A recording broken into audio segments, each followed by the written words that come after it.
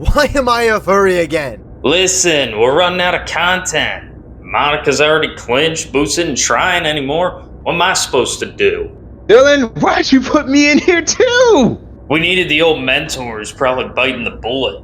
Swear to God, if Tav was here. Good luck, Peppy. He's just an asteroid.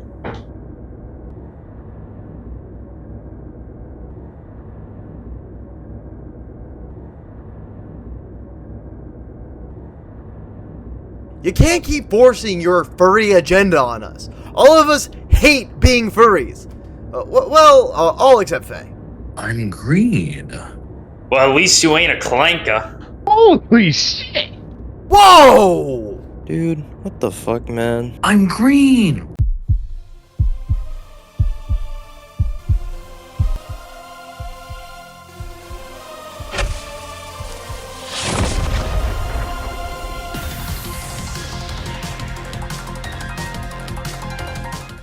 And welcome back, everyone, to week 10 of the TNT Draft Review. I am your host, Rec, Tristan, whatever you want to call me. And then over here is Dylan. How you feeling, Dylan?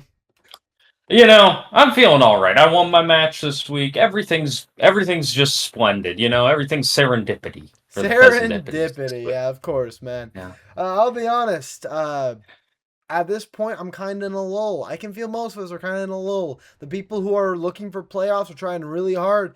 But honestly, someone like me, I'm just waiting for those playoff games. That's what I'm really looking forward to. I don't know about you, Dylan, but I just can't wait to jump into playoffs. And we only have 1 week. 1 week until playoffs. 1 week. So, and then they'll have to be watching out for the awards form and many other things coming. Exciting. Yeah, we have a lot of cool stuff. Obviously, Season 10 has been a lot of fun. We poured our hearts and our souls into this season, and we hope you all have been enjoying it quite a bit. And hey, I guess what? There will be a Season 11. Spoilers! There will be? I didn't know that! Yeah, there will be a Season 11. No, we're not ending this. We're not going to be like Kingdom Hearts 4 and never come out. Well, actually, but... Well, we won't go into hibernation. We'll see you in a couple months for Season 10. Maybe. Or Season 11. But let's get back to Week 10, though. Week 10. So this is no division matches. This is cross division matches. Interleague play. Yeah, we got it. Matches. So, yes. We got a lot of fun going on, and we started off with the Vegas Valiants and the San Diego Sandstorm. Yeah, let's just say it. We've been saying it multiple times. It feels like whenever we see Runner play, one of his best mons is Hisuian Gudra, and it's still true today. That mon is insane. Yeah, consistently a top performer. I mean, you look at the Iron Defense, shelter, body press stuff. Yeah. It's looked great each week. You know, if you can't remove it quick, I mean, it gets out of hand really quickly. Now, this week, he did lose a game due to not being shell armor. He was Sap Sipper for the Vivillon. Yeah. But, I get it. It's tough when you get double crit in a turn. But yeah, no, he looked great. Beat a powerhouse team in the Vegas Valiants. Kept his playoff hope alive. Absolutely. You got to feel good if you're him. Yeah, and I think overall it was a good set. I can say the Valiants, I didn't like their choices going into Game 3. I feel like Blastoise was just kind of warming the bench for no reason. You were just getting walled out by a physically defensive Hisuian Gudra, and you had one of the best special attackers on your bench, and you had even more special attackers in your team, and you just didn't bring them. So that's something Runner has brought Shelter Gudra multiple times. It has been one of his main tools. It has won him games, and it has had the ability to win him games, but he didn't pilot it well. You gotta prepare for it, flat out. Oh, 1,000%. Yeah. The only other thing I'll say about this is if you're Luke, if you're the Vegas Valiants, you got to look and see what you want to do this coming week, because this is your playoff life on the line now. You got to look and see what you got to do against Pierre. You got to prep better. I feel like the prep just wasn't there for Luke. You got to do better this coming week. Your draft's good, but that doesn't mean that you don't have to prep. You got to prep your butt off. This is for the playoffs, okay? Listen, if you're Dylan over here, you can kind of throw the last couple weeks. Not you. You're a playoff contender. Lock in. Lock And in, I buddy. hate to cut you off, Tristan, but I just wanted to give some breaking news for everybody right Sure. here live on Draft Center. We got breaking news. Nue has taken boost to Game 3. I will update when this set is done, but Nue is taking boost to Game 3. He's alive! He's alive! He's alive! Praise God! The boy's back! But yeah, so that's the Valiants and the Sandstorm. Is this set? Is that set worth anything? Nue boost. It is worth the seeding for the 1 to 3 seeds for the record. That's about seeding, it. Okay. Yeah. Well, hey, expect us to look at that set a little bit more closely next week. Next week. You guys are getting your sets done fast. I mean, there was already 3 done, and it's Monday. Like, come on. What the heck? Never in 3 done on Monica Monday. It's on crazy. Monica Monday. This time though, they're early, not late. It's crazy. I'm actually shocked. But yeah, no, good set between the Sandstorm Valiants. We'll see what happens this week. Both teams could still make playoffs. So. Absolutely. But let's hop to the next match. We have Olive, or the Minnesota Mences versus Rants with the 4-tree Furrets, and down goes the king. Down goes the king. The Furrets can bleed. The Furrets can bleed. They had quite a long win streak because you got to think back. When did they lose the boost? Yeah, the Furrets lost in, when would it have been? Week 1. So they hadn't lost since week 1. That's the closest to a undefeated season since for some shit. A win streak. I mean, not really because they lost week 1, so they never had a chance at it. But just that long win streak. Faye also went on a long win streak in season 8 though, because Faye won 7 in a row to close the season. Yeah, so that was well. It's because they scam. I think they scammed someone. That's when they picked up Wake or something, right? Yeah, something like a Sliggins was involved or something. Yeah, that shit pissed me off. That shit pissed me off. I lost that season because Faye got the fucking God team by the end of it. That shit pissed me off. Faye stays fucking mugging people for Pokemon. I swear to God. That's true. That's their main gimmick. They fuck up their draft and hope to God they can kill someone in a back alley to steal their Pokemon. Anyway. You ain't wrong at all. Jumping into the set, right? First and foremost, I think Olive has been listening. I think Olive is a Draft Center fan because they listened. They heard us saying, "Oh, they heard your pleas." Yeah, yes. Rance brings the same shit every week. You can bring a fighting type and beat Rance. And guess what they brought? The best fighting type in the fucking format, Dylan. They brought Sneasla. And they won. Sneasla. And they hauled ass. All right, it was a close. They most certainly did. But it looked great. And hey, I'm telling you, Olive hasn't clinched yet, right? Olive did clinch because of that in a lot of ways, yeah. Let's go, Olive clinched. And hey, that shows why weren't you using Sneasler all season. But I'm proud of them. I am very, very proud of them. Again, Olive has been an awesome player. Fun personality, and obviously really great. We said we were gassing up this draft at the beginning of the season, and we were kind of questioning a couple switches, but I think the team has found its footing. I think Olive finally has gotten comfortable, and we're seeing the actual power of the team, because that's a real thing. Getting used to the team, getting comfortable with all your options, right? How the team plays, the pace you have to play. I feel like Olive's finally hitting that now, shows how dominant their initial draft was. No, it's excellent for them. I mean, they've really gotten it going. They've found consistency. And now you just got to hope you can carry that momentum in the playoffs, Absolutely. And I think if you're Rance, right, you've already clinched. You're already in playoffs. What you really need to be thinking about, what this week really shows you, is that you need to be adaptable. You are a very good player, a fantastic player, but this draft's completely different. You need to build to beat your opponent, not to beat just not to make a good team, right? Even if your team is dog shit into everything else, if your team counters your opponent's team, that's a good draft team. That's a good weekly bring. So that's something to look to. People in the finals, these playoff teams, They're gonna bring stuff to counter you. You need to. Yeah, you may see some wacky things, but Yep. one of the big things I always say going into playoffs: don't leave your best guys on the bench. That's No. the one thing you don't want to do. Don't go out with your big guns. Yeah.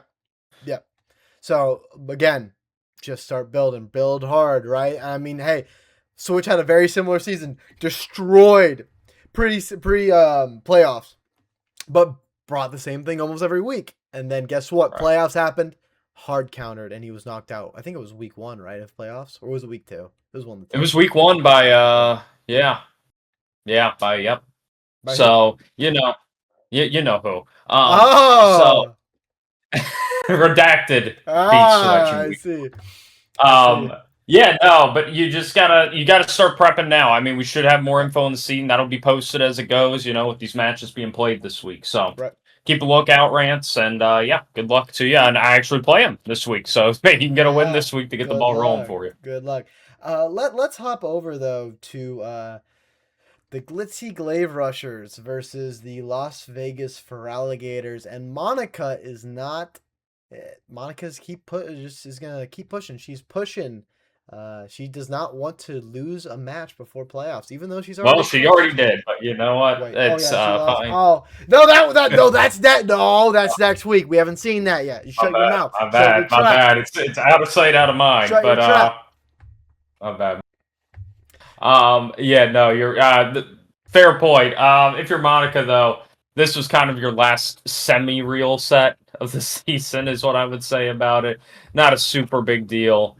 But Galarian Slowbro looked great, so that's what you say is great if you're Monica. A Mon that you really haven't gotten much use out of, finally did something. So maybe that's a big player in the playoffs. Yeah, no, absolutely.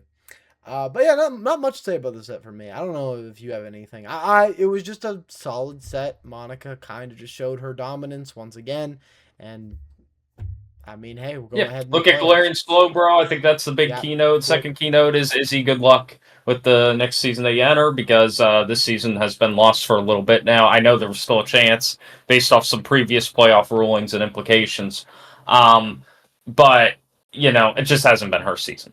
So you just look to the next. No. But hey, you know what? The Glitzy Glaive Rushers playoffs next season. I sense it. I smell it. I'd make that bet. Okay. We do not have a gambling sponsor we can segue to, so instead we're gonna have to segue to the Obstagoons and Runes of Cairo. Exactly. And hey, here's what we can say, Dylan. The rat is dead. I'm so sorry. The rat is dead. Oh so man, that's sad. That's sad. God damn it, Switch. And guess what, Dylan? I have sad news. Apparently, this might be his last season, or he's taking a break. He's taking a break. So, but we're gonna be melodramatic. It's his last season. Dylan, I need some crying. I'll get that. Anything, Tristan. Gray screen, depressing music. Go. Let me poke my eye enough, and maybe I can get some tears here. No. The only tears will be crocodile tears. Good riddance, Switch. No, he just, this wasn't his week. He could have easily won this match, and he chose not to. Everybody makes their own choices in life, Tristan. Yeah. Some people want to die on the sword, and die on the sword he shall, as Aegislash did not hit the right Pokemon whatsoever. No, and it's kind of upsetting because game 1, I will give him this, right? That lead was rough. Star built really cool. I liked Scarf Rampardos. I thought it was a really cool bring, and it kind of fucked over the initial plan Switch had. But you were put in a good position, and your AG was fucking blind. And by blind, I mean you didn't tell it what to press into what. You didn't tell it what to press into what, and I don't know what you were doing, man. Maybe you thought something was gonna kill. At that point, double the fucking thing. Just double the thing. I don't know how you to me, I'm almost positive this is head calcs, but I'm almost positive that Last Respects into Golurk always kills, and I'm almost positive Aegislash can always kill Vaporeon. If Vaporeon attacks AG, that's fine because you can kill things the next turn. There's no reason in any universe to not get there was literally there was so many universes he would have won that game 1. Polter into the Golurk if it hit would have killed, because Shadow Sneak was killed.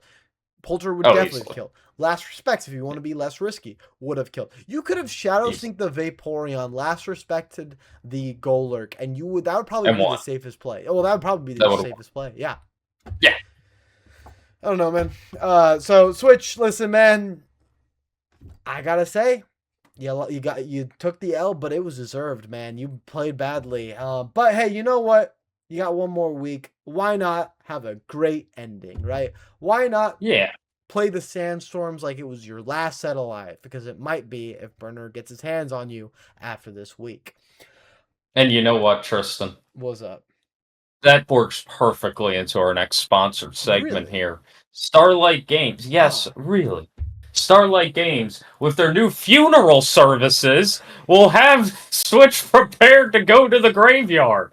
So anyways, you think about Starlight Games. We've talked about all their trading cards. We've talked about the green. We've talked about the furry daycare. We've talked about it all. But, there comes a time in life where there is no life. That's where Thomas comes in. That's where Thomas comes in. Thomas the Undertaker is what they call him these days. And he's going to be undertaking your own burial at their exclusive funeral services. So go there today, go to their website, and maybe order some cards that are themed around graveyards. Tristan, tell me about some Yu-Gi-Oh cards that would fit right in with Called by the Grave's a pretty good card. Is Called by the Grave banned now? Yeah, I think it's banned in OCG. Use it anyways! What source they could have? They kill you? Starlight Games got you. Forbidden. Well, there is a card called Forbidden Burial, and I don't know if Thomas has the rights or the proper documentation to do burial. So technically, it is a Forbidden Burial. But I'll be honest, Thomas, about all of your side businesses. I kind of get. I don't know about this one. I mean, I don't know how many times I'm fighting Box Kazuya and I'm ready to, put a bullet in the Box Kazuya's player's head and then call on the card shop owner to, take care of him like a mafia boss. But you know what? Anything's possible.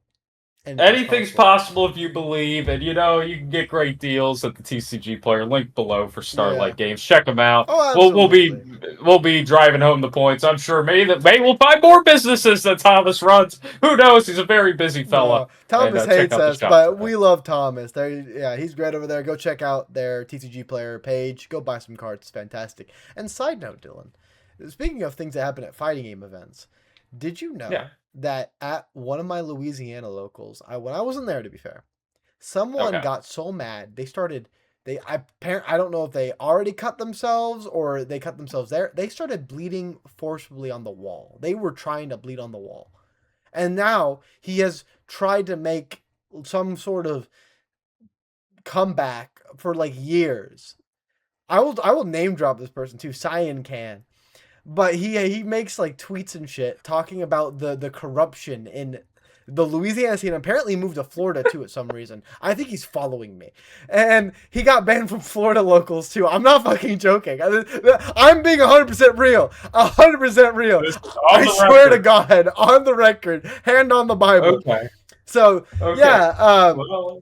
So Tristan, we'll have to call up Thomas's medical services. If Thomas was my TO, I would be asking for a burial for Cyan Can. But anyway, that was a fun little bit of lore. I like dropping a little bit of that. Fighting game. You gotta drop a little bit of lore. Very fun story, Tristan. Now, can we talk about how I made somebody bleed out this week? Yeah, sure. You did it. You beat the Padawan again. The Padawan has not beat the Master. That is true, and there was some pains in this set, but the Fuji Fezandipitis worked through them. We conquered evil, and we'll be skipping our way into Fortree to take on the Furrets next week. Absolutely. I still remember. Again, luck, even when it looks like your luck is good, your luck is bad. Pairing on the body slam when your end game was Dawn Umbreon was like, it's just ridiculous. It's actually crazy. Even and then when double missing Polter on it. Dude, even when your luck is good, your luck is bad. You plan around you being unlucky, and that plan is then taken out because you were lucky. Something hates you. Something hates you, man. I don't know what to tell you, bro. I don't know what to tell you. It's man. crazy. But you know what? The Moonlight Dracos, I do think we need to make a slight mention because they played 2 sets in week 10, one from week 9. We won't go over it in full. Nope. But you didn't play a set, you don't get covered. Yeah, but regardless, the Moonlight Dracos started out at what was it, 5-1?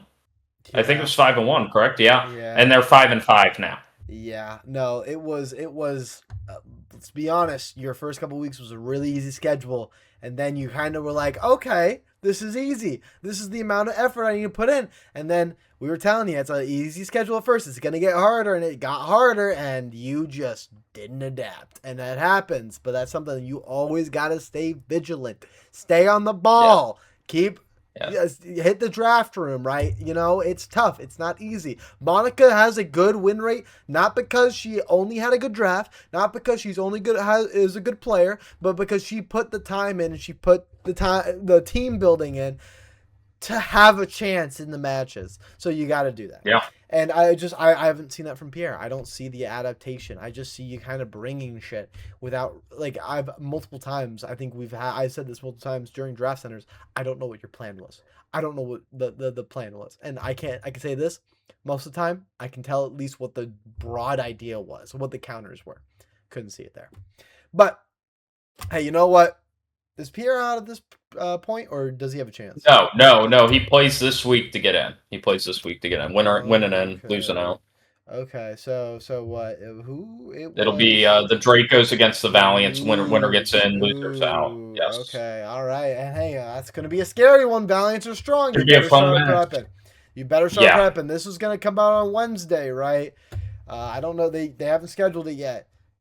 Prep. They'll probably be this weekend, knowing them. But yeah. No, knowing time zones. But all right, let's hop into the next one. Psyspammers against. We don't have to talk about the set if you want me to be real. Blinds 1-2-0. This was a nothing burger of a set. There was literally nothing important. Do I even need to put up the logos? I'm not. No, just keep them moving. Wattrels Rationale. I was much more interesting of a set. That is true.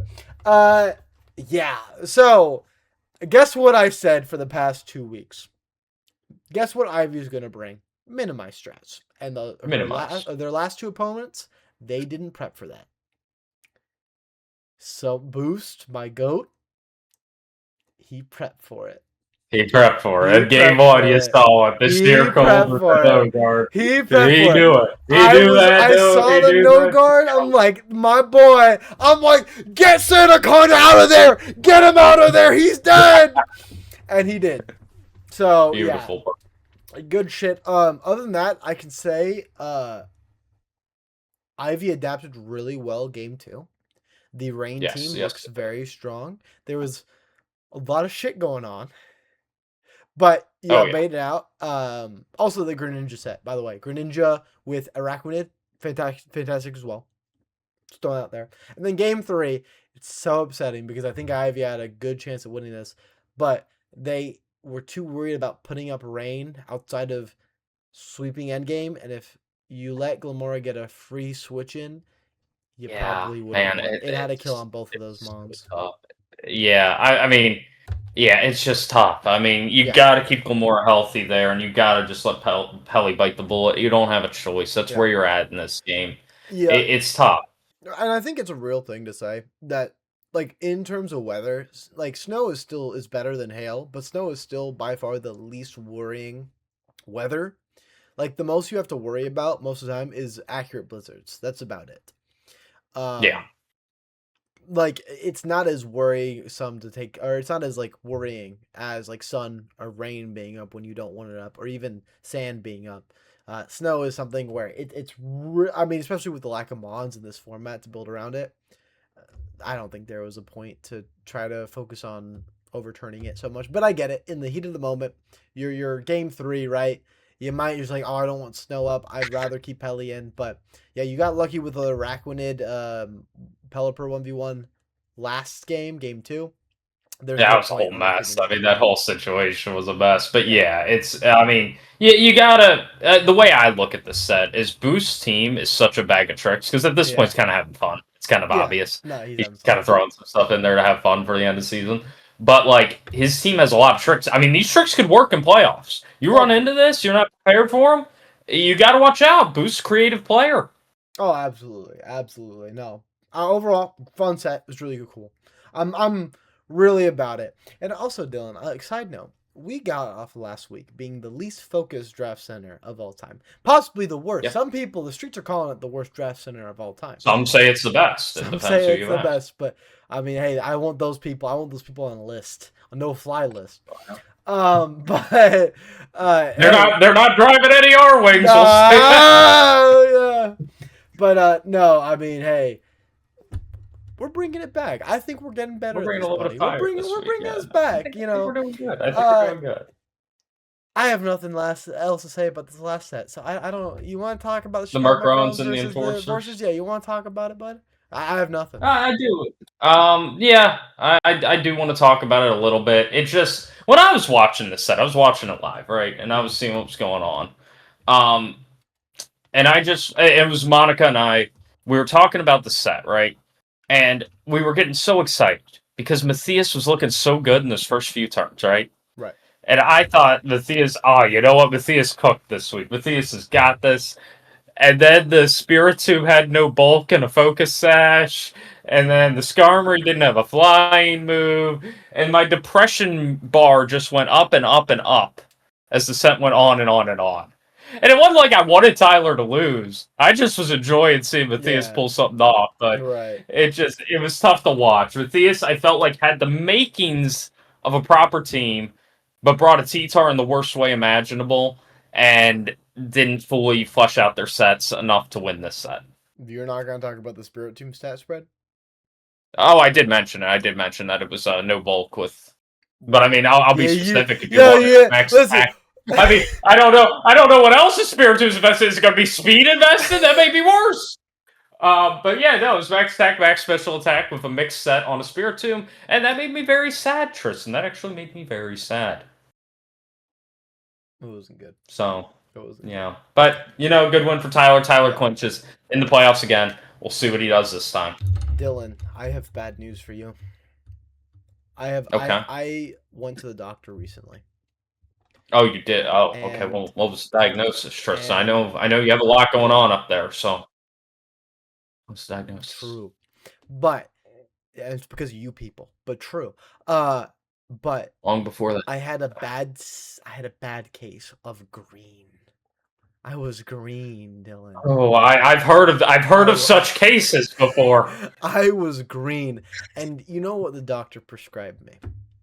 What did the doctor prescribe you to handle the green? I have to. Whatever the doctor. Let me get my pen and paper out. I need to prescribe this to a friend of mine that suffers from the same condition. Okay, and I have a green pen that's going to blend in with my green screen. Absolutely. So go for it. Yeah. Dubby. He said, okay, take some Dubby, and I took the Dubby in my system, and guess what? I was healed. You're no longer green? No longer green. All the green is gone. How much Dubby is it? I need to prescribe a friend of mine that has this issue. Can you tell me how much Dubby it takes? I went a little overboard, and I did 2 lines of Dubby. 2 lines. 2 lines. Okay, 2 lines. I think your friend, honestly, they might do 3. Now, be careful, because I did the math. 3, you might be more green, okay? You just gotta be careful. A little balancing act. Oh, okay. I'll let them... 1 won't fix the green. 2 will. 3, you'll stay green, all right? It's a balancing act, okay? Okay, so we want 2 then. We want 2. 2 lines of Dubby. 2 lines. 2 lines of Dubby. Okay, got it. I'll make sure to let my friend know of this. Oh, absolutely. But guess what? Most people aren't going to be green. Most people aren't green, okay? It's a sad reality. People aren't walking all around as Shrek, okay? But guess what? It doesn't matter. Dubby is still just as great for the green Shreks of the world as the common man. Because let me tell you, we all need a little bit of caffeine in this modern world. Stuff gets tiresome. Work is rough. Some of you don't work. Some of you go to middle school, like Pierre, a young Romanian middle schooler, learning. Middle schooler. Yeah. And you know what? Middle school's rough, okay? Those kids are relentless. And you know what you can do to get them off your back? Show them you got that Dubby spirit. Because it's healthier for you. So your mom is not afraid to pack it for lunch. Sure. It's cheaper, so your mom will buy more of it for you. This is for you, Pierre. And 3, It gets you a little bit of water. It gets you that caffeine you need. So again, if you're a small Romanian child, you get yourself some Dubby. And even if you aren't, I'm sure your mom will love to buy you a tub of Dubby. A tub Dylan, of have Dubby, you and asked your mom for a tub of Dubby? well, I was going to mention, my mom used to pack me my lunch every day when I was growing up. Do you know what she packed me, Tristan? How much she pack you? Oh, hold She up. Let packed me me- guess. Not rice. Not rice. No way. No, but what she packed me was I had like a thermos of cold spaghetti, just plain spaghetti, butter on it, but just not sauce. I just had spaghetti. I had some Chips Ahoy cookies. I had some pizza Pringles. I had a cheese stick, and I had some blueberries. It was a great lunch. It really helped keep me going every day. Mm-hmm. Now, what may have made it better may have been Dubby. I don't know. See, at some point, I think I started like in elementary school making my own lunch, but like Okay. it wasn't like I couldn't throw any. Like people hear that and like you got to throw whatever you want in there. I'm like, no, I was a child. I was being monitored. I couldn't bring 5 packs of Chips Ahoy. I had to bring a bologna sandwich. Well, I didn't bring 5 packs. I had like 5 cookies, bro. Like it wasn't that deep. Like it wasn't that deep, You had man. buttered spaghetti, dude. Yeah, what's wrong with that? Buttered spaghetti? What, you put butter on your pasta, bro? Well, no, but just butter spaghetti, man. That's Yeah. a Midwest piece of shit thing. And it was cold, it wasn't warm because, it's like in the thermos, but like it was good, man. Like, yeah, all these kids, they gotta get that cafeteria lunch. I'm eating good. Your cold buttered spaghetti. That's what I still eat cold buttered spaghetti nowadays, man. It's good. I don't know what your problem is. Hearing more about your eating habits like depresses me. Like other people are like shocked. I've been your friend long enough that I'm just like I get slightly more depressed every single time I hear about something. Well, like Faye's been my friend long enough, and I think they still get shocked over it. I think they're still in that phase. But Faye, listen, Faye has more whimsy than me. I'm just kind of in an acceptance period. Edge voice out of whimsy. Yeah, I'm in an acceptance period, and I just imagine the little whimsy I have is like 7-year-old you eating at the cafeteria lunch table, crying over a thing of buttered spaghetti. Hold. So I didn't eat spaghetti in elementary school, actually, at lunch. You know what I ate instead? What'd you eat? I had pizza rolls that were heated up, but they were cold. I eat the pizza rolls. They're pepperoni pizza. Yeah.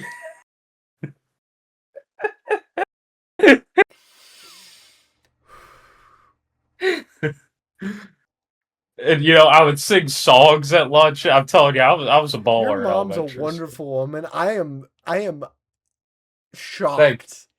that I feel like she was trying to kill you off, man.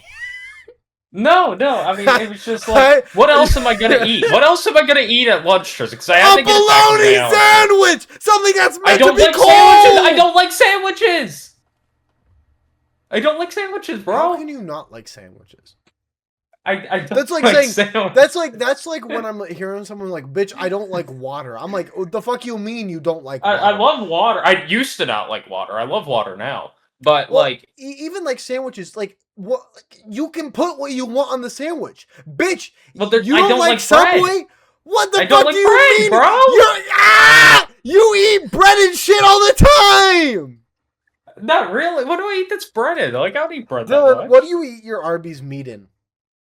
Okay, that's fair. And like I get like the like a roast beef sandwich at Arby's. That ain't bad. Like there's a couple sandwiches I like. I like grilled cheese here and there, but like I'm just not like a standard like sandwich with like lunch meat and cheese type of guy. It's just never been my go-to. Well, it's not. You don't gotta put fucking lunch meat and cheese. There's a million things you could put on it. Have some fucking whimsy in your life. Oh, you're one to talk about whimsy. No, bro. I know. If I'm telling you this is a bad thing. I'm not saying I don't like sandwiches.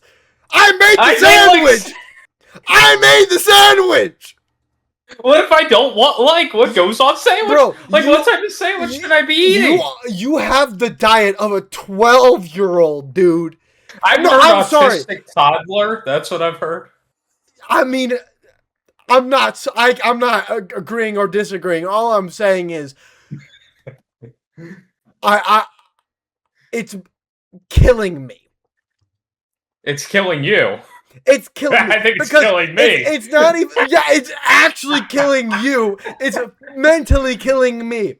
Because, well, it's great we can call up our spots. I have never seen someone so confidently wrong about something in my life. You went on the internet. You full stop.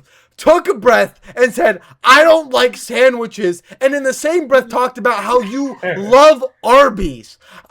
You are the paradox of humans. You don't exist. You are an alien. You are a green fucking alien. I'm not green. You are a green alien. I'm not green. From any other color. You are a green alien from some far out galaxy who Arby's is actually fucking good.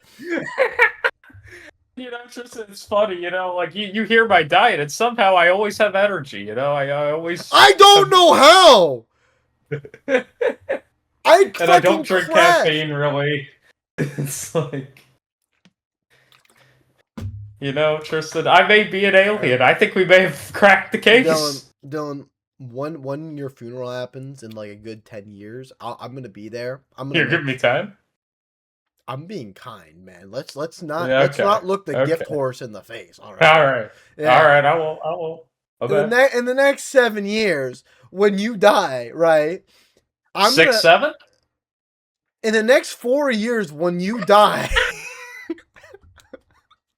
I'm not going to say anything. I'm just going to play this bit of this draft center. This is physical proof.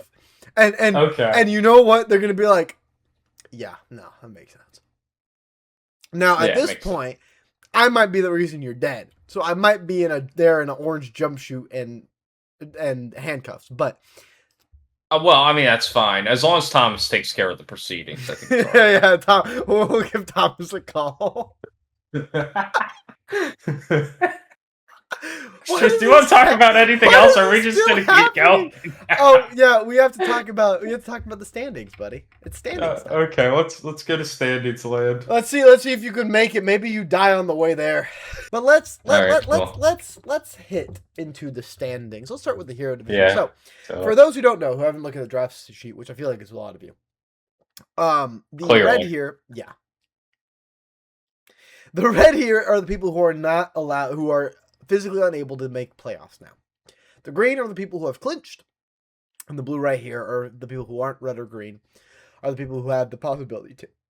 So let's look at the people who have fallen out first and foremost. Assuming Psyspammers are new. I think a big reason is 2 DQ losses, not switching up the team, same team every single week. Yeah, it's been the same team last 3 weeks now. I think literally the exact same. It's bound to happen.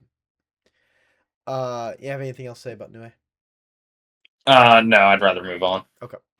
Star, I'll be honest, kind of a rough season. I wouldn't say there are some things that I think she didn't do great, but overall, like again, we still remember Torkoal and Tailwind. What a brilliant. I'll always remember that one, and then I'll also remember the game where her internet was horrible, and it was a 45-minute 2-game set that Olive won. Yeah, it was funny. But other than that, she's actually shown a lot of potential, especially this week with beating Switch, which as much as Switch misplayed, she played really well. I didn't honestly see anything she could have done better there off the top of my head. Hey, next season, looking really good. This is the past champion right here. Yep. Don't sleep on her. She'll come and she'll destroy you next season. Sure. And then the Glitzy Glaive Rushers. I think the main thing for Izzy this season was, first and foremost, a lack of creativity and prep. We talked about that multiple times. I still will die on the hill. I think the initial draft was really, really strong. Getting Gambit and Zard Y was really good. I think Gambit didn't completely live up to expectations, but I still think it was fairly good. And Zard Wise, of course, I still think was just as good as we thought he would be. I think if you're Izzy and you look at the season, you take it as a cautionary tale for your next season on what not to draft because Izzy looked horribly uncomfortable with this team. That's She may have played it in format, but format's so different from draft. Yes. I think you have to figure out like what works for your draft play style because I think you kind of have to carry a little bit of a differentiation between your draft and your format and how you build and everything. Right. Well, and I also played this sort of team. I'm assuming that she was using stuff like obviously Zardwai, Gambit, and like Sneasler, shit like that. Right. It's less of a Sun team and more of a very aggressive team with Sun as a subset. When you're playing in this league right now, like you needed to lean a little bit more into Sun, and I didn't see that happening too much often with her. So I think that was another failing point. But yeah, I do agree. Draft and format are so different. They're not the same thing. Yeah, I think that's really what it comes down to is just, you had to lock more in with Sun, and from the get-go, she said she wasn't a Sun team, and I think that's what bit her in the ass. Yeah, I really you have do. Zardwai, you're a Sun team. I think that's the big thing. If you have Zardwai in draft, you're a Sun team because you're not going to have, like in format, you're not going to have things like Sneasler, like Garchomp to cover Zardwai's flaws or be another win con. If you draft Zardwai is your win con. You draft things around it that either benefit from it or can protect it. So yeah. Now let's skip the 5 and the 4. Let's just go to the 3 here. Absolutely. And then we'll get back to those two. Yeah. So the top 3, starting recently, one of our mods, TCal, did clinch. It was a little scary there for a bit, but he did manage. A little sketchy, but he got there. If you're Tyler, the worry is your roster's pretty weak. Yeah. Floette's been useless. Floette might as well not be a Pokemon on your team. It has not done anything. It has not been useful. Yeah. It's probably not going to come in playoffs because guess what? Even though it's been useless, every team is going to counterplay it. Every team's going to counterpick it because it's still right there. Oh, it's so easy to as well. It doesn't take a whole lot. And yeah, by far, looking just here, you have the weakest team by far. But you know what? Maybe some TKL difference will come. But what I will say about this team is it did get a major upgrade. Mega Venusaur is looking really good, and that might as well be the main Mega on this team now. Yeah. Banette is also good. Banette's fine. I would not be out for Banette. I would say if you're prepping for Tyler, here's my tips. I'm not trying to kill you here, Tyler. I'm not trying to doom your playoff future. But my immediate thought would be I need to prep for Mega Venusaur and Mega Banette. Mega Floette's an afterthought. As long as what I have covers Floette, I don't care. Yeah. If you have like a base something that covers Floette, don't look too heavily into it. Now let's hop into Olive. We talked a little bit about Olive earlier, and I think what we said earlier still rings true. I like the team a whole lot. They are now relying on Sneasler, which is really, really good. And honestly, this might be my hot take here. Out of all of the currently clinched teams in the Heroes Division, I think Olive by far has the strongest team. I like Boost's team. I like TKL's team. However, I think that Olive's is a real contender for a championship team. And it's a championship level team for sure. I mean, you look at the squad. You got a competitive Pokemon with a Sneasler and a Harknine. That already looks great to me. You got Mega Frostlass. Yeah, Mega Frostlass obviously hasn't had much success this season, but it's something you got to keep in mind. Olive hasn't really had a good Mega all season. It feels like all of them have just kind of showed up sparingly. Slowburn's probably been the most consistent one, but maybe the biggest trump card here is you have Hydreigon that you got completely randomly, and guess what? Hydreigon, pretty good Pokemon. Pretty good Pokemon, and I think a real thing as well is Frostlass isn't a Pokemon to build your whole team around, which that's the issue with draft. Is that she was drafted she was put really highly on our draft board initially, and then Boost takes it and then trades with Gengar, and that's Gengar's a whole other issue. We'll get into that soon. That's a whole other thing. But point being, Frostlass is a better mon as like a secondary win con, right? I still think it's a very good Pokemon. But yeah, being supported by things like Sneasler, by Hark, I think it's going to see some really good success. And with you not being too worried about Mega Slots, this looks like it has a great fit on this team. Yes, 1000%. Obviously, last one is Boost. And Boost, honestly, his team on face value is like whatever. He's been making it look really good. And I mean, yeah, it's great. When you get into Boost season, I mean, I'm smiling wide right now. It's been a fun season. You know, you got so many tricks, been so many great sets. If you're Boost, and this is a horrible thing to say if you're Boost and you say this, but you have to view this season as a success for what it's been because you have been awesome this season. Yeah. Now, You don't want to say that because you want to win the championship. Yeah, but you if wanna I'm win. looking at it from the outside perspective, great season. But if you're prepping against Boost, here's what you got to keep in mind. Mega Greninja is the best Mega on this team. It has consistently done the most. It's something you have to keep in mind. Protean has been extremely good. It's been great each week. It's throwing variety of things. You saw me. I got gunk shotted. You just saw in the new A set, if you watched that for week 11 yet, we won't talk about it much, but there was a mixed Greninja set with Rock Slide and Grass Knot. That's crazy. Holy shit. I'm so excited to see that. And then you can also change your type defensively. You can go into Protect. Maybe you want to be a normal type. Maybe you're fighting a strong Ghost. Greninja has a lot of tools and creativity. Tinkaton and Clefable are great fairy support options, and Araquanid's been killer all season. Weirdeer as well. You got a team that's well-rounded for a creative player like Boost. None of these guys are standouts, but they're all going to do their job. And you have Mega Gengar. Yeah. For whatever it's worth. It's a good tail end, you know, it could be a tail end of a strat. Yeah, Boost is one of the most creative builders we have. I think probably the most creative builder we have. He's also a very, very good player. Boost has consistently been a problem for most people in this league because he is just that good of a player. He's unpredictable, very adaptable. He is a threat. So when you're going into playoffs, if you see the Iberian Wattrels on the other side, be afraid because, yeah, you don't know what's happening. He could bring anything. And, yeah, by far one of the most entertaining players of the league. So, again, great ship Boost. We love having you, and we hope to keep you for the foreseeable future. So, we'll start sponsoring him to just play in our league. That's true. We'll pay him to play. No, we're not doing that. Just heads up. We're not paying anybody to play.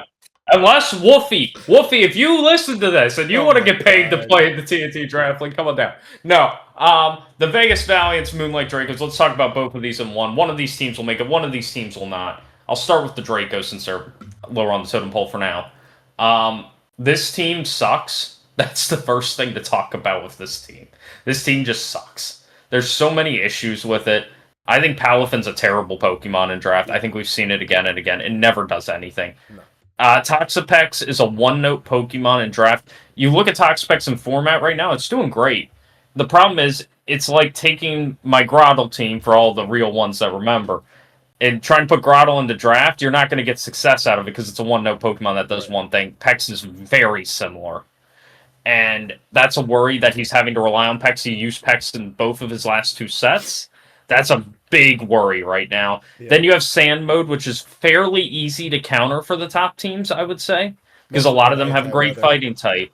A lot of them have a great water type. Some of them have anti-weather. And then you're relying on Zard X, who was a castaway that floated away to sea that nobody really cared about.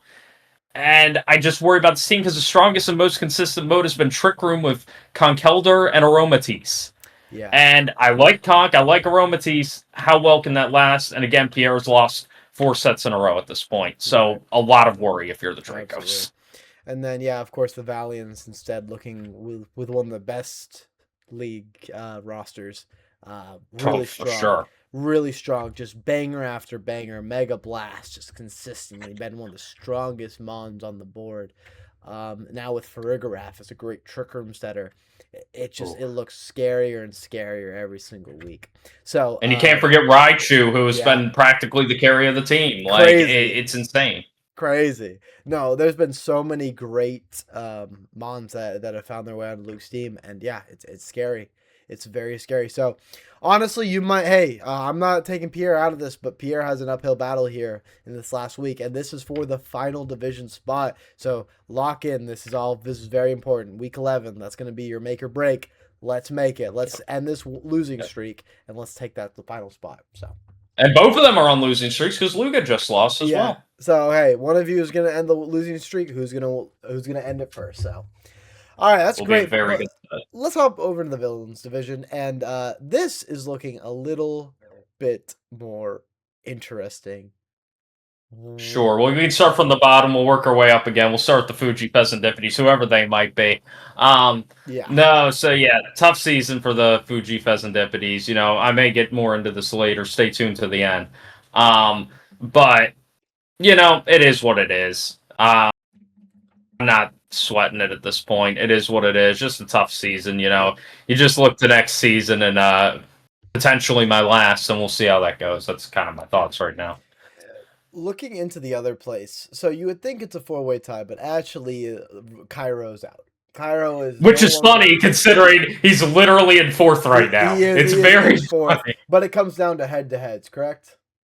Correct, because he lost to both the Relicanth Rationale as well as the Corn And Fortress. There's no way. End of the day, we are not looking, and people might ask, why is that the case? And I think it's a very simple reason. And listen, if you go 2-1 more weeks than you go 2-0, that's fantastic. Good for you. That does not matter in the long run. What matters in the long run is you're winning the sets. I could go 2-1 my entire Smash career and still be an 0-2er. Or 1-2. I could go 1-2 every set. I could lose every set by one game. That does not change anything. I'm still an 0-2 player. Right? And it's the same thing here. Your game win-loss ratio doesn't really matter when it comes to head-to-heads. We are looking for the player who is the best. And if we're looking at people who are tied, we're not going to look at who's gone the most, who's gone 2-1 the most, or who's won one match in the set they lost. We're going to be looking at who they beat. Okay? So, for a future reference, if you're like, oh, well, I've won more games. I've won more games than the other people. It doesn't matter if you lost to the rest of them, okay? It does not. Simple as that. But anyway. Yeah, and I mean, it's tough. If you're Switch, it's tough because you look at it and, you'd wish you'd have a head-to-head, but his 4 wins right now, and 2 of them were against me and Faye. Yep. And that doesn't help him at all right now. And he's lost to the rest of the division, minus the Sandstorm who he plays this week. Yep. He's lost to Matthias and Ivy, and that just kind of screws you over because there's nothing you can do. So at this point, your last week is trying to stop Runner. If you beat Runner, then it's not looking good for Runner. Runner's out. And even if Runner beats him, though, Runner isn't guaranteed in. It's correct. It will depend on how Ivy Matthias breaks down. Right. You can look at the breakdowns in our Discord. Obviously, I'm not going to go into them now. Will be linked in the description as always. Also, thank Dylan so much. This takes so much work, so much time, so much effort. So please thank Dylan for all this time and effort he puts in this league. We make fun of him, we make jokes about it, but this shit is difficult. And all I'm going to say is with the wrong person at the head, this shit could go south very quickly. So with Dylan at the head, though, I feel safe in saying, yeah, this is all going to stay organized. And this looks great. So, yeah. Thank you, Tristan. But yeah, so we'll go just quickly talk about these 3 that are tied to Sandstorm, Rationale, and Enforcers, because those are the big hits right now. Right. Sandstorm, you look at their season as a wasted opportunity consistently, really, because you traded for Igraf for an Alolan Ninetales. You have 25 Megas on your roster, and this team hasn't really had an identity all season. Nope. And that all started week 1, week 0 with that drafting the 2 supports. Still was one of the stupidest first picks I've ever seen. So can't say. Yeah, and it's tough because you look at Runner, and I would actually say that he's played at least average to above average most weeks. I would agree. And it's just been his team's failing him and his preps failing him. I think that's what's cost him the most. Then you go to the Rationale, and you'd say this season is a tale of I didn't get anything I wanted on the draft board. If I'm speaking as Ivy here, because that was not what they wanted with their team. Right. Meganium did nothing all season. Now you could say that's on Ivy or not. It doesn't really matter. It did nothing nonetheless. Mega Scizor was the better performing Mon, but then you needed the Swift Swimmer, so you get rid of that. And then you just kind of go into minimize strats because, as usual, Ivy gets exhausted towards the end of the season and burn out. Let's just have fun, yep. And then Matthias is somebody that I just have a profound sadness for because they got sniped on their round 1 pick, and everything spiraled from there. Mega T-Tar did not end up on the Core Enforcers, and everything just spiraled from there, and that's where Matthias is. And it's just kind of 3 teams that have had a messy season, and we'll see which one makes it. Right. And that's kind of it for that grouping. Yep. And then I feel like we can touch on these last 3 kind of fast. Las Vegas for Alligators, dominant. Has been dominant all season. And I think is going to continue to do so. Good builder, good player, and does the prep. Rants, also. Consistency. That's the biggest word with him. Consistency is key. Good draft, good player. The only thing is you gotta get a little bit more creative in team building, or players like Olive are gonna counter you. Who I'm really glad to see Olive actually put what we said into practice because shows that we were right. Shows that we were right. And then finally, Faye. once again, Faye does it. Starts the draft off horribly, but makes a comeback by mugging How are they small going to wiggle out of this one? mugging small children for blonde picks. But seriously, Faye picked up Sableye, which was a great addition, because a big thing they were struggling with was speed control and quash Sableye. Quash. Squash Sableye. Quash Sableye. Quash. Yep, we'll get there. Was really strong. Yes. And has Yes. won multiple weeks. Support Sableye has been doing great. So, Yes. overall, these... They also finally got their Mega Delphox, so and that's they also got their worth Mega mentioning. Delphox, so they Mega Clef is at full power now. But yeah, no, top 3 teams. I don't think anyone else in this division deserves to clinch this early outside of them. And then this is very exciting. We'll see out of the Sandstorms, the Rationale, and the Enforcers who will take this last spot. So, going to be exciting. Stick in and just watch out. Week 11 is right around the corner. But Dylan, I think that was all for the reviews, and I think it's time for something very special. It's my favorite time of the week, Tristan. What is it? Tell me what's going on. So we are counting down. There are fewer and fewer Rats of the Week left, so there's fewer and fewer times I can say this. It's kind of touching. We are at week 11. I've said this, week 10. Apologies.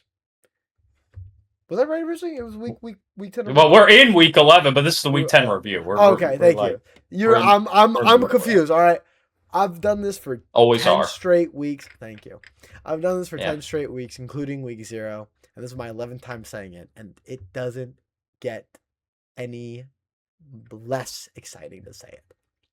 So, once again, welcome to Rats of the Week.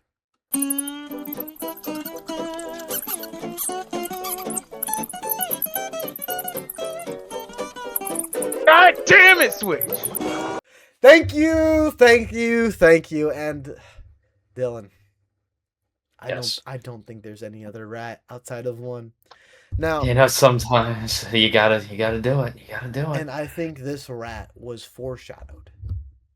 I believe in a little bit of good storytelling, and I believe in some good foreshadowing, and I knew this was gonna happen. Now, do I think it was gonna be on the last week that mattered? No. But I've been telling you every week, slowly but surely, there's only one person who's mentioned every rat of the week. God damn it, Switch. Switch is the rat of the week for week 10. Because, let me tell you, he had the opportunity to win his set multiple times and clinch a playoff position. He dropped the ball. He had a Europe trip planned. He's going. You could have played Pokemon in Europe. They love Pokemon there. They host the World Championships all the fucking time.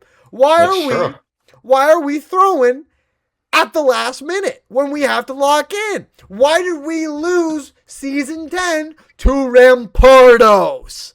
Now, Star played well. But I think there is no sweeter irony than Switch's last chance to hit playoffs, right before he takes a break for multiple seasons, probably. He loses to Rampardos, not making the playoffs. And when Rat of the Week rolls around, there's only one name in my head, and it's the one that I've been hearing every single week. And there's nothing sweeter than that. That's just perfect storytelling. So, Switch, it's beautiful, buddy. I know you're returning home to your motherland of the UK, and while you're there, you get to tell the Queen that you're a rat, a dirty rat, and then you will be exterminated promptly. Properly. Well, no, Britain is full of rats. It's the kingdom of rats. All right, it's the rat homeland. All right, I swear to God, the Queen is just a oversized rat. I guarantee it. I haven't seen her. It's like those conspiracy theories. Scooby-Doo mask, pull off the mask, and it's just a giant rat. So yeah, Switch, you're the rat. Yeah.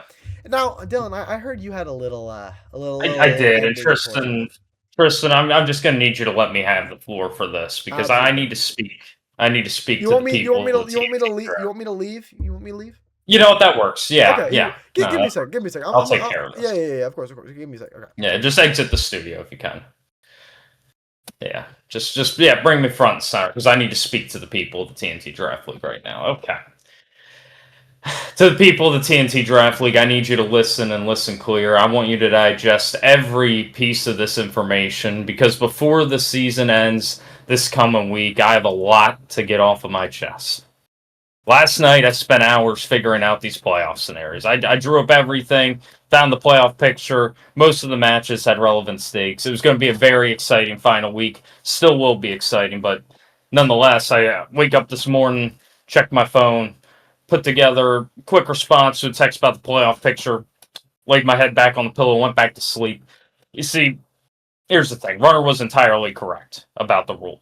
You know, it was an error on the sheet. It was a critical error. I never misspoke about it, but it was a very glaring error from how the format was ran in previous seasons. And it's funny to me because the only reason the rule's even in effect, when you really think about it, is because of how much half the Villains division just sucks. I mean, if we're really talking about, these people think they actually deserve a chance to be in the playoffs, yet they're all 4-win teams just trying to get in because somebody's got to get in. And let's just be realistic right now, right here, and say that it doesn't really matter who gets in, because no matter what, you're going to be fighting either Rance, Boost, or Monica. And no offense to Ivy and Matthias especially. I mean, they're fantastic people, good players. Ivy's checked out and minimized land, and Matthias is trapped. As said earlier, I mean, it's a bit of a train wreck. It never really recovered. And then you got Switch, who was knocked out due to this whole ruling. And guess what? He probably deserved it the most, realistically, because he got robbed of multiple sets on end, and he got screwed over consistently, and it's frustrating. And, you know, moving to the two people that I have the biggest gripes with, just in the league, in this whole situation in general, you have one guy who couldn't stop shooting himself in the foot. You got another who may get in with the power of magic and pixie dust at this point, and let me just get into the guy that was shooting himself in the foot first, and it's Runner. And Runner, I don't hate you. In your position, I would have done the exact same thing. But you know what's bad? When I go to prep people and I ask ChatGPT to generate your team, and you know what's bad? When the entire league is wondering if you or Grok did the Farigarath trade, and you know what's bad? When you couldn't even get the paid plan for Claude, so you didn't have a Trick Room Sweeper on your initial draft. And I'm sorry, that was a bit unprompted of me.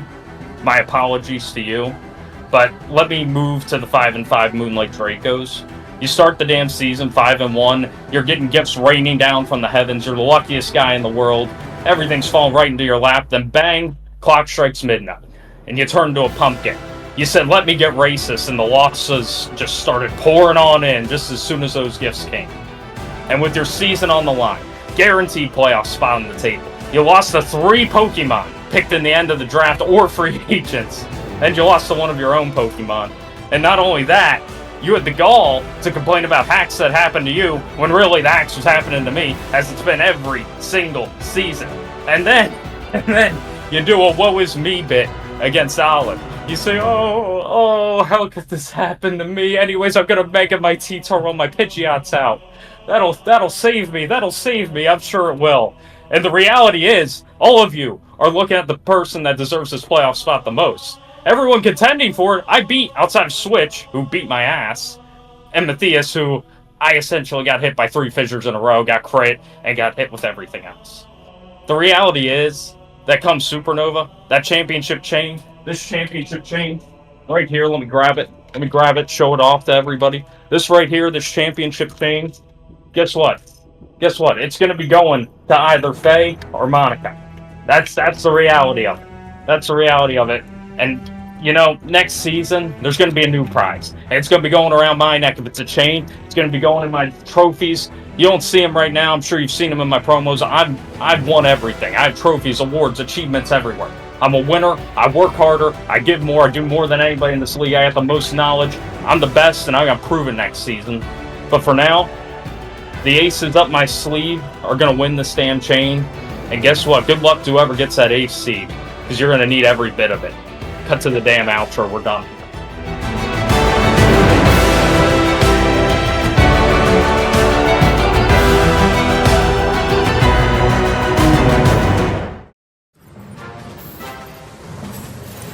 What you're seeing is footage of the game in action.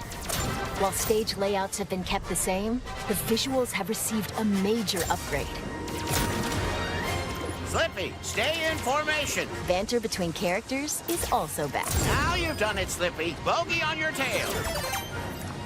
I'm green. I'm green. I'm green. I'm green. I'm green.